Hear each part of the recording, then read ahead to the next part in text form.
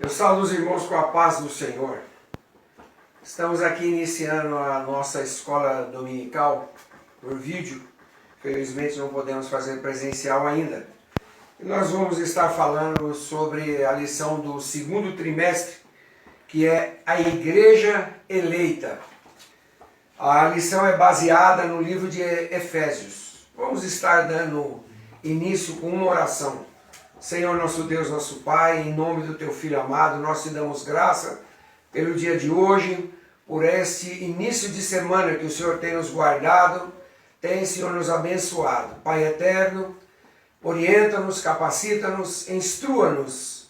Senhor, dá-nos sabedoria e compreensão da Tua palavra, para que o nosso coração se firme cada vez mais em Ti. Em nome de Jesus nós te damos graça por esta manhã. Irmãos, eu estou dando início, depois vamos ter novos professores dando continuidade, mas eu queria falar com vocês sobre a primeira aula, que vai nos falar sobre Efésios e a autoria desta carta. Para quem que ela era destinada, né? Para quem que ela é destinada? O ponto central dessa aula, ele se baseia em que Jesus Cristo é a cabeça e a igreja o seu corpo. A autoria, como todos sabem, é do apóstolo Paulo. Esta carta ela foi escrita quando Paulo estava preso em Roma. Fica por volta do ano 61 e 62, sendo que Tíquico foi o seu portador. Isso está lá no livro de Efésios 6, versículo 21. E ela vai nos falar, irmãos, dar para nós um breve comentário do que era essa cidade. A cidade de Éfeso, ela foi fundada por volta de 1050 a.C., era um centro político, comercial e religioso da Ásia Menor, que agora é atual país da Turquia. Era uma cidade litorânea. O porto desagava no mar Egeu. A sua rua principal era pavimentada com mármore em colunas trabalhadas em ambos os lados. Uma cidade com cerca de 500 mil habitantes. Lá se encontrava o maior teatro da época, com 25 mil lugares. A cidade era muito conhecida pela sua religiosidade. Lá tinha o famoso templo de Ártemis, aonde residia Diana, a deusa da fertilidade. E obviamente, por ser uma cidade religiosa, a cidade vivia do turismo. E o que movimentava justamente a cidade? Por causa dessa deusa idolatrada, se vendia muitas coisas em prata, nichos em prata, eram vendidas no templo. Então isso movimentava a economia da cidade. Você imagina uma cidade idólatra e de repente chega um servo do Senhor, o apóstolo Paulo, pregando contra esta idolatria. Quando ele chegou nessa cidade, havia lá 12 discípulos. E ele se juntou a eles para pregar o evangelho. Eles começaram pregando nos arredores.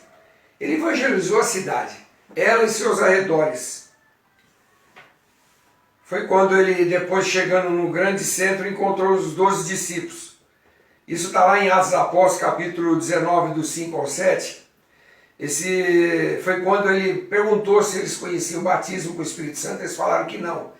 E vai estar lá registrado que Paulo, impondo as mãos sobre eles, foram batizados com o Espírito Santo. Logo depois desse batismo, a gente vai ver que nos próximos 3 meses, que está lá em Atos dos Apóstolos 19, 8, ele começou a evangelizar os judeus na sinagoga. Só que alguns não gostaram dessa ideia. eles resistiram a isso. E obviamente, por que eles resistiram? Que estava mexendo no lucro deles também. E eles também enciumados, né, irmãos? Enciumados. Paulo Paulo, depois dessa perseguição, ele alugou um salão na escola de Tirano. E foi pregar para os gentios. Foi em Éfeso, irmãos. Foi em Éfeso que Deus usou Paulo assim gloriosamente, poderosamente. A coisa era tão assim, irmãos, alarmante. Era algo assim tão medonho o que Deus fazia através de Paulo, que foi lá em Éfeso que as pessoas pegavam os lenços e os aventais do apóstolo para curar enfermos e para expulsar demônios. Vocês imaginam se aquela cidade não virou, irmãos, de perna para o ar? Foi um grande alvoroço. Se nós formos prestar atenção na história, vamos ver, irmãos, que grandes líderes passaram pela igreja de Éfeso. Apolo, Timóteo e até João. Diz a história que ele liderou a igreja lá também, naquele lugar.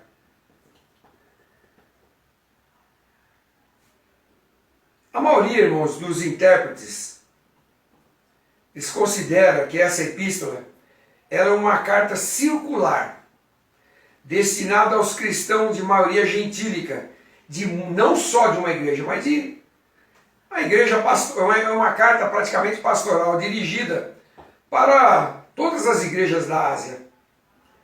Porque muitas igrejas, depois dessa de Éfeso, começaram a se desenvolver. Começaram através de Éfeso, porque era a maior metrópole daquela região e daquela época.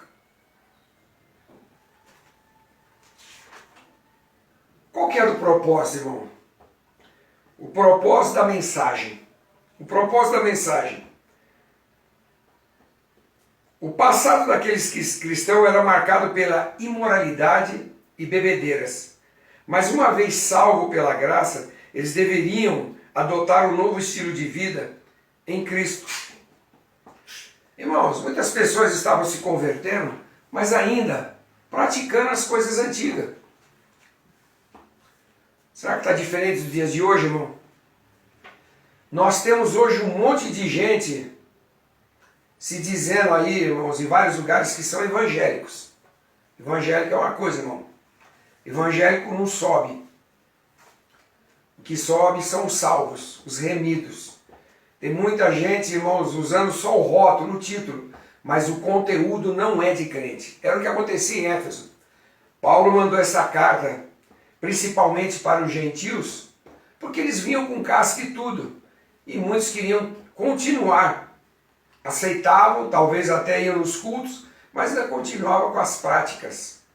E Paulo advertiu eles que tinha que mudar tudo, até o estilo de vida.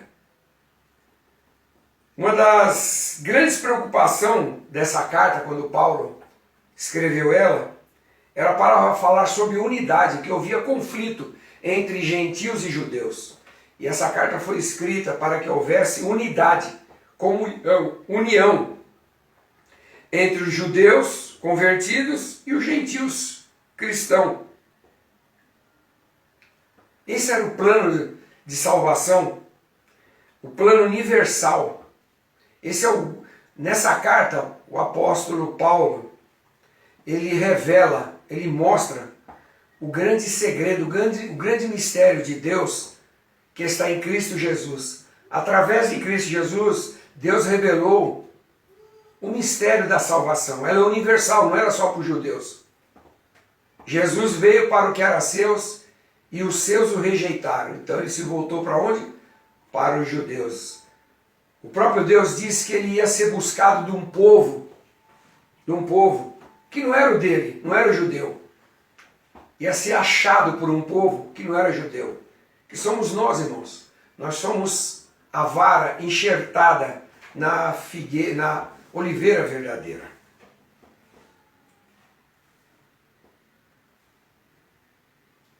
Essa carta, irmãos, ela também podemos considerar que a ideia do autor era de atender às múltiplas necessidades da igreja. A carta é apontada por muitos estudiosos como um tratado teológico sobre a igreja, sobre o corpo de Cristo.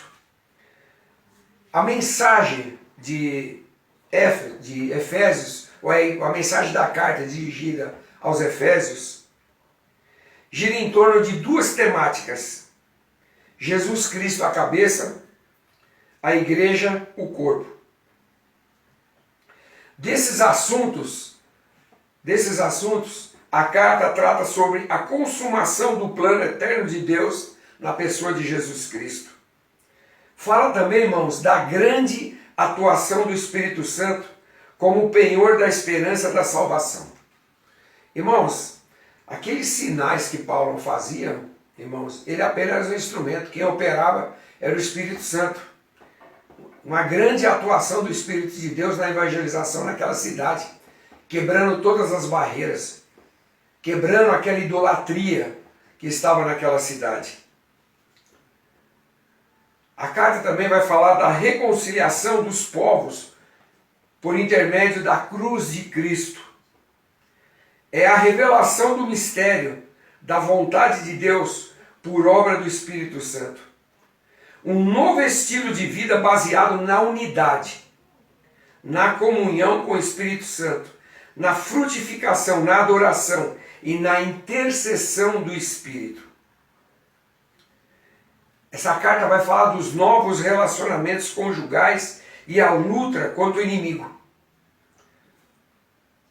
Portanto, a epístola contém uma combinação de doutrina, fé e prática da vida cristã, ou seja, de tudo quanto Deus fez e do que se espera que a igreja faça. O que Deus espera que nós façamos e sejamos exemplo de Cristo. Irmãos, a grande maioria das vezes você só vê Jesus de braços abertos. E ele mesmo falando: quantas vezes eu quis te ajuntar, Israel, como a galinha junta os pintainhos. Como é que Jesus morreu, irmãos? Morreu de braços abertos. Ele veio para unir aquilo que o inimigo simplesmente esfacelou, destruiu, aquilo que o inimigo separou. Jesus veio para unir. É isso que nós temos que entender. A carta aos Efésios ensina que eu e você, irmãos, temos que praticar unidade, comunhão, é estarmos juntos. Sabe o que é estarmos juntos, irmãos? É um ensaio que nós estamos fazendo na terra. Se nós formos reprovados nesse ensaio na terra, jamais podemos ir para o oficial que é no céu. Portanto, irmãos, a carta aos Efésios, a carta dirigida às igrejas, cabe direitinho nos dias de hoje. É o começo desse segundo trimestre e nós vamos ver mais para frente, irmãos, muita coisa sobre os ensinos de Paulo. A carta deixa uma das premissas, uma das promessas que Deus fez de dar o seu Espírito.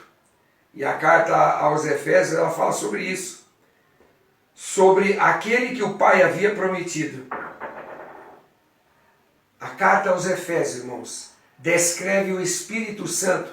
O apóstolo Paulo descreve o Espírito Santo como a marca, o selo. Sabe o que quer dizer isso, irmão? Marca e selo tem tudo a ver com propriedade.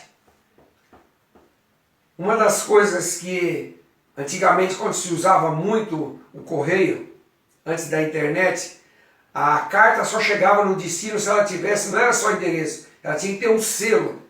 O selo é a garantia que a sua mensagem, a sua carta, ia chegar no destino. O selo é garantia de chegar no destino. A marca quer dizer propriedade de alguém.